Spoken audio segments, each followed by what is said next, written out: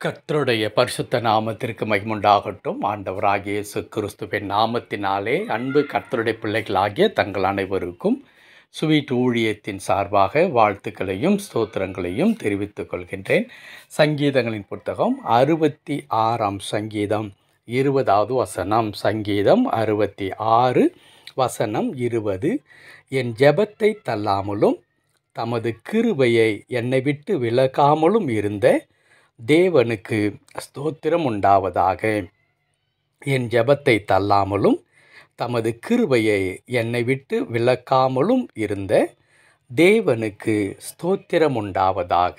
என் அன்பு கடவுளுடைய பிள்ளைகளே, இந்த வசனத்தினுடைய முதற் பகுதி இப்படி சொல்லுகிறது, என் ஜெபத்தை தள்ளாமல் இருக்கிற தேவன் என்று சொல்லி.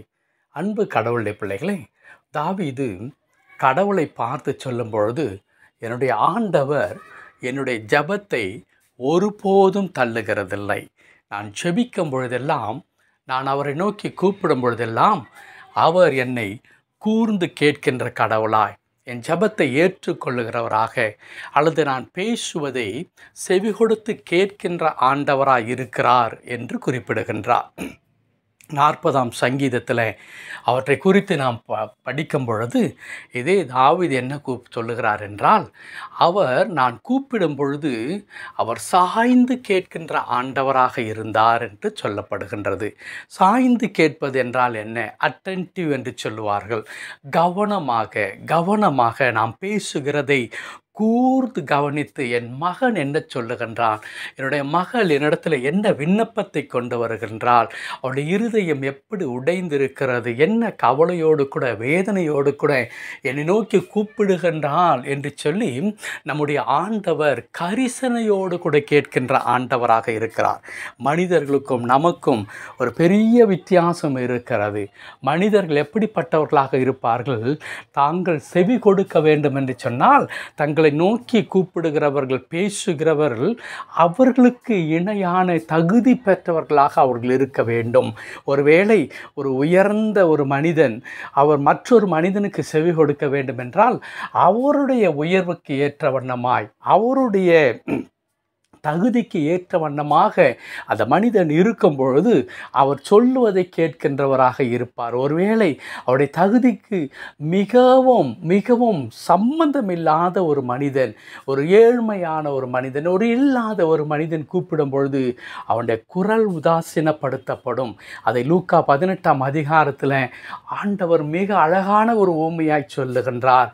ஒரு நியாயாதிபதி இருக்கின்றார். அந்த நியாயாதிபதி எந்த மனிதனையும் மதிக்கின்ற ஒரு நியாயாதிபதி அல்ல, கடவுளுக்கு பயப்படுகின்ற ஒரு மனிதனும் அல்ல.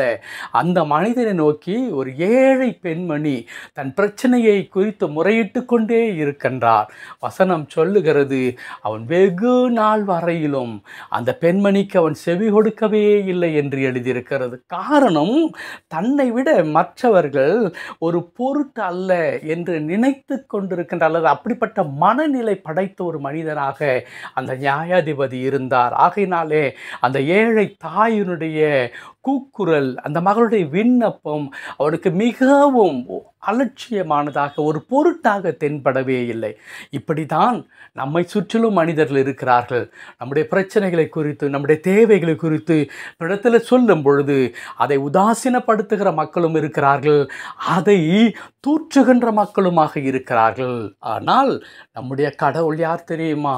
நம்முடைய ஜெபத்தை தள்ளாதவர். கர்த்தருடைய பரிசுத்த நாமத்திற்கு மகிமை உண்டாகட்டும். நம்முடைய ஆண்டவரிடத்தில் எதை வேண்டும் என்றாலும் சொல்லலாம்.